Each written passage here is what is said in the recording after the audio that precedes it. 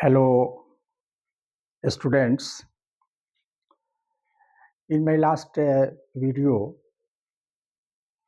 I taught you about how to analyze the compound sentence. Although it is very easy to find out the analysis of compound sentence because there is one principal clause and one is coordinate clause. But now we are going to study about the analysis of complex sentence. Complex sentence, जटिल वाक्य. A complex sentence, I have told in my conjunction chapter that conjunctions are of two kinds.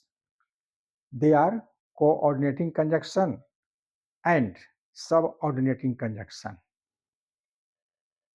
Now we have need of that subordinating conjunction in the case of complex sentence. Complex sentence में subordinating conjunction की आवश्यकता होती है और इस clause में complex sentence में जो क्लॉज हम बनाते हैं उसमें एक तो प्रिंसिपल क्लॉज होगा और उसके बाद जितने कंजक्शन आए होंगे उतने उसमें सबऑर्डिनेट क्लॉज होंगे. तो सबऑर्डिनेट क्लॉज का पता हम कैसे लगाएंगे? प्रिंसिपल क्लॉज का पता लगाना तो बहुत आसान है, ये वाक्य के शुरू में ही रहता है अक्सर. तो पहले हम ये जानेंगे कि कॉम्प्लेक्स सेंटेंस क्या होता है, कैसे पहचानेंगे उसको. कॉम्प्लेक्स सेंटेंस सबऑर्डिनेटिंग कंजक्शन से शुरू होता है और उस सबऑर्डिनेटिंग कंजक्शन का लिस्ट मैंने आपको कंजक्शन चैप्टर में बता दिया है. तो उनसे जब शुरू होगा तो वह जो क्लॉज होगा वह क्लॉज होगा सबऑर्डिनेटिंग कंजक्शन. तो कॉम्प्लेक्स सेंटेंस तीन प्रकार का होता है, उसमें तीन प्रकार के क्लॉज जुटे रहते हैं. एक प्रिंसिपल क्लॉज और उसके बाद तीन प्रकार के और क्लॉज रहते हैं. एक होता है नाउन क्लॉज, दूसरा होता है एडजेक्टिव क्लॉज और तीसरा होता है एडवर्ब क्लॉज. एक प्रिंसिपल क्लॉज होगा और उसके बाद ये उसमें होंगे नाउन क्लॉज, एडजेक्टिव क्लॉज और एडवर्ब क्लॉज. ये सभी कंजक्शन के बाद जो होंगे क्लॉज उनको ये नाम हम देंगे. तो अब सबसे पहले हम ये जानेंगे नाउन क्लॉज हम कैसे पहचानेंगे. कोई सेंटेंस है उससे हमको नाउन क्लॉज को पहचानना है. तो देखिए नाउन क्लॉज या एडजेक्टिव क्लॉज या एडवर्ब क्लॉज. नाउन क्लॉज वही काम करता है किसी सेंटेंस में जो एक नाउन करता है. तो जो नाउन का काम करे वही नाउन क्लॉज हो जाता है, जो एडजेक्टिव का काम करे वही एडजेक्टिव क्लॉज हो जाता है और जो एडवर्ब का काम करे वही एडवर्ब क्लॉज हो जाता है. तो हम नाउन क्लॉज के बारे में पहले पढ़ेंगे कि नाउन क्लॉज को हम कैसे पहचानेंगे, सेंटेंस में नाउन क्लॉज कैसे पहचान में आएगा.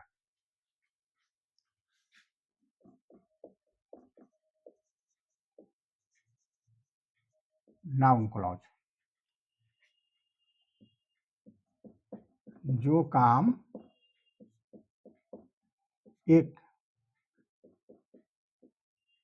नाउन करता है वही काम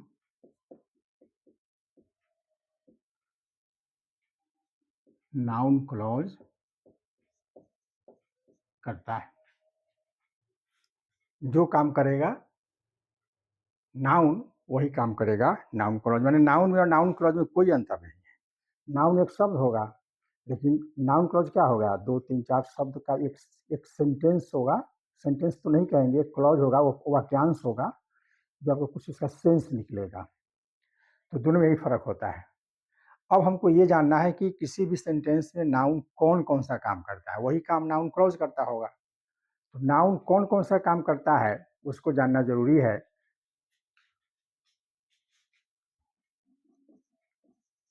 नाउन कौन काम करता है? पहला यह है क्रिया, वर्ब का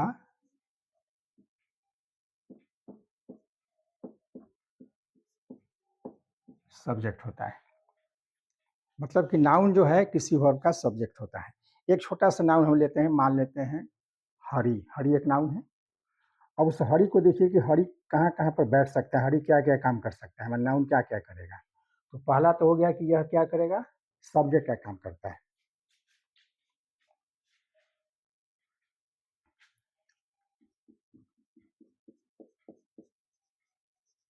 हरी इज ए स्टूडेंट। यहाँ पर इज क्रिया का सब्जेक्ट है हरी।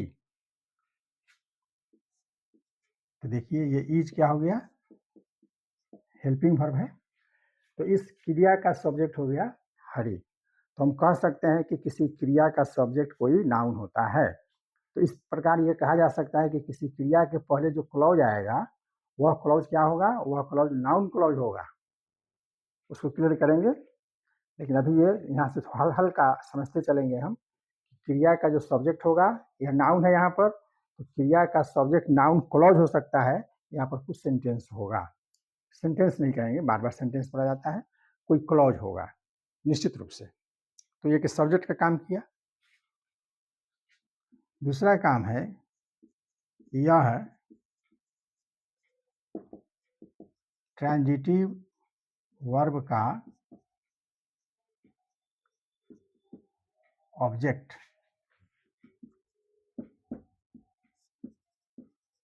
होता है। ट्रांजिटिव वर्ब का ऑब्जेक्ट होता है। एग्जाम्पल देखिए,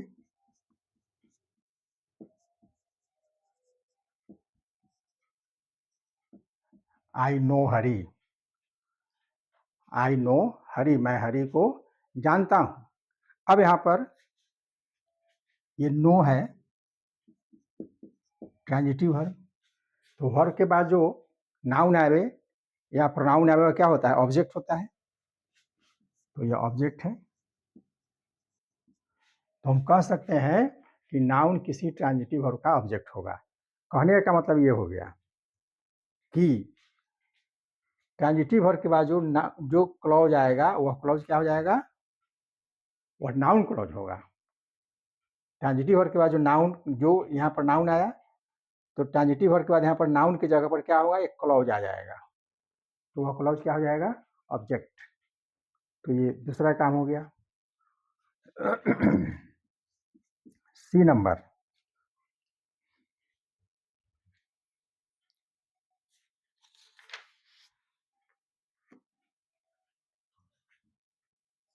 आई went to Hari. I went to Hari, मैं हरी के यहाँ गया, मैं हरी के पास गया था। अब देखिए यहाँ पर क्या है, ये टू प्रीपोजिशन है और हरी क्या हो गया, नाउन हो गया। तो ये क्या हो गया कि इस प्रीपोजिशन का ये ऑब्जेक्ट हो गया। इस प्रीपोजिशन का ये ऑब्जेक्ट है और क्या है, ये नाउन है। तो यहाँ पर प्रीपोजिशन के बाद कोई अगर क्लॉज आएगा, तो वह क्लॉज नाउन क्लॉज होगा। इस प्रीपोजिशन के बाद कोई क्लॉज आएगा तो वह नाउन क्लॉज होगा। ये कहने का मतलब है। अब इसका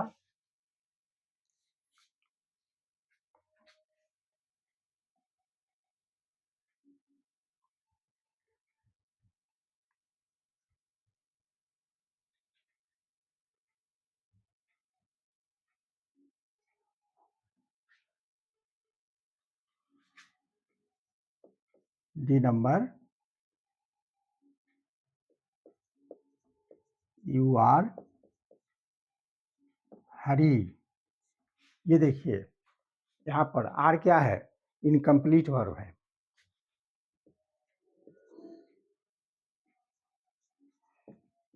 इनकम्प्लीट वर्ब, तो देखिए हरी क्या है, ये नाउन है। तो इनकम्प्लीट वर्ब को कंप्लीट करने के लिए जो शब्द दिए जाते हैं उन्हीं को कहा जाता है कॉम्प्लीमेंट। तो यहाँ पर हरी क्या हो गया, कॉम्प्लीमेंट हो गया। तो जो कॉम्प्लीमेंट का काम करेगा, माने हेल्पिंग वर्ब के बाद जो क्लॉज आएगा वह क्लॉज होगा नाउन क्लॉज।